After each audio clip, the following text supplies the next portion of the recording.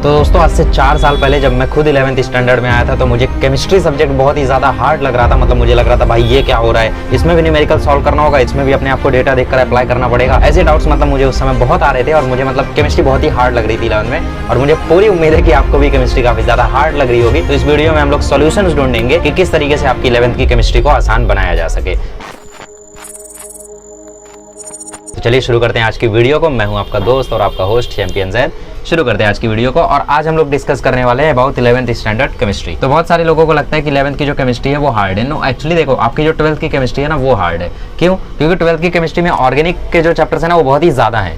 तो ऑर्गेनिक को ही करने में आपको पूरा टाइम चला जाएगा। आप मतलब आपको बाकी सब्जेक्ट्स के लिए टाइम ही नहीं मिलेगा। मतलब इनऑर्गेनिक के लिए, फिजिकल के लिए उतना टाइम आप नहीं दे पाओगे। देखो जितना टाइम आप उसमें इनऑर्गेनिक, फिजिकल और अप्लाइड केमिस्ट्री को मिला के दोगे उसका डबल टाइम आपको ऑर्गेनिक को देना पड़ेगा 12th में। हालांकि 11th में फायदा ये है कि ऑर्गेनिक है बट वो बहुत बेसिक लेवल पे है। ठीक है, वो तो मैं भी कर सकता हूँ क्योंकि मुझे ऑर्गेनिक आती नहीं है, मैं भी कर सकता हूँ। लेकिन वो तो आपके लिए बेटर यही होगा कि मतलब 11th की केमिस्ट्री से ज़्यादा डरो मत। मुझे पता है आपको क्या क्या हार्ड लग रहा होगा, तो उसके लिए मैं प्रॉपर एकदम सॉल्यूशंस बताने आया हूँ। ठीक है, तो सबसे पहली बात कि 11th की केमिस्ट्री में ऐसा क्या चेंज हो जाता है। तो सबसे पहला जो चेंज इसमें होता है वो चेंज होता है थ्योरी से न्यूमेरिकल में ट्रांसफॉर्म होने का। मतलब बेसिकली आपको 10th तक ऐसी केमिस्ट्री थी कि भाई मॉडर्न पीरियोडिक टेबल चल रहा है, सबको लग रहा है भाई यही तो केमिस्ट्री है, एलिमेंट्स के बारे में पढ़ रहे हैं, यही तो केमिस्ट्री ना भाई, वो केमिस्ट्री थोड़ी है। असली केमिस्ट्री तो अब आई है तुम्हारे सामने। तो मैं आप लोगों को थोड़ा सा केमिस्ट्री के बारे में बता देता हूँ कि आपका केमिस्ट्री अभी क्या है। ठीक है, तो बेसिकली आपका जो केमिस्ट्री है वो अभी मेनली 3 पार्ट्स में डिवाइडेड है और मैं आपको ये भी बताऊंगा कि अभी तक आप जिसको केमिस्ट्री समझते थे वो एक्चुअली है क्या। पहला पार्ट जो आता है वो आपका फिजिकल केमिस्ट्री है। ये बिल्कुल न्यू इंट्रोड्यूस्ड हुआ है आपके सिलेबस में। आज तक आपने फिजिकल केमिस्ट्री थोड़ा बहुत बस पढ़ा होगा, ज़्यादा आइडिया नहीं होगा आपको, डेफिनेशन वगैरह बस आपने पढ़ी होगी आज तक। ठीक है, नेक्स्ट आता है आपका इनऑर्गेनिक केमिस्ट्री। अब इनऑर्गेनिक केमिस्ट्री वही केमिस्ट्री है जिसको देखकर आप बहुत खुश हुआ करते थे कि भाई मॉडर्न पीरियोडिक टेबल जैसा एटॉमिक रेडियस का साइज क्यों बड़ा होता है, क्यों छोटा होता है, ये बस आंसर याद कर लिया काम हो जाएगा। तो वो इनऑर्गेनिक केमिस्ट्री है, छोटा सा पार्ट है केमिस्ट्री का। और तीसरा आता है ऑर्गेनिक केमिस्ट्री, और ऑर्गेनिक केमिस्ट्री है आपका कार्बन कंपाउंड्स वाले चैप्टर का लॉन्ग फॉर्म। ठीक है, कार्बन कंपाउंड फॉर्म जो आपका चैप्टर था ना वो इसमें 100 में से एक कंसेप्ट होता है। ठीक है, वो जो एक पूरा चैप्टर था वो ऑर्गेनिक केमिस्ट्री की दुनिया में 100 कंसेप्ट में से एक कंसेप्ट जैसा है। ठीक है, तो बेसिकली आपका जो केमिस्ट्री है वो डिवाइडेड है 3 पार्ट्स में, जिसमें से मुझे पता है आपको डिफिकल्टी कहाँ आ रही है। आपको डिफिकल्टी आ रही है फिजिकल केमिस्ट्री में।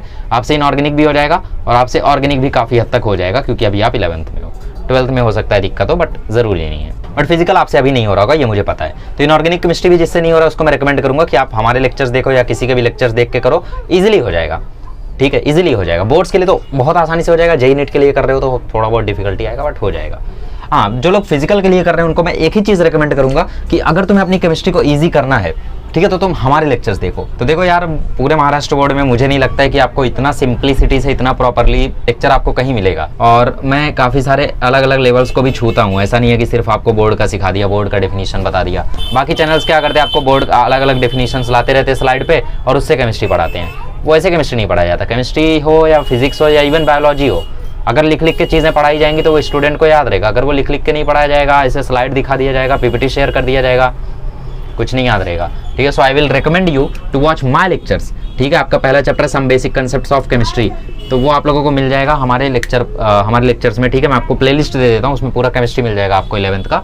आप वहाँ से करो, आपकी प्रॉब्लम इजीली सॉल्व हो जाएगी। ठीक है, बाकी में कोई इशू आना नहीं है। और देखो एक और डाउट आता है बहुत लोगों को कि भाई देखो हम जो एक्सरसाइज का न्यूमेरिकल है वो हो जाते हैं या फार्मूला याद हो जाता है। फार्मूला जैसे नंबर ऑफ मोल्स का फार्मूला हो गया, मास अपॉन मोलर मास। ठीक है, ये सब फार्मूला अपने से याद हो जाता है बट इस फार्मूले को अप्लाई कैसे करना है ये सीखना है। ठीक है, तो इसको अप्लाई करने का सीखना है या फिर आपको कंसेप्ट वगैरह सीखना है या तो कितना भी आपको अगर डिटेल में जाना है तो उसका एक ही रास्ता है, 1 स्टेप सॉल्यूशन है और वो है प्रैक्टिस।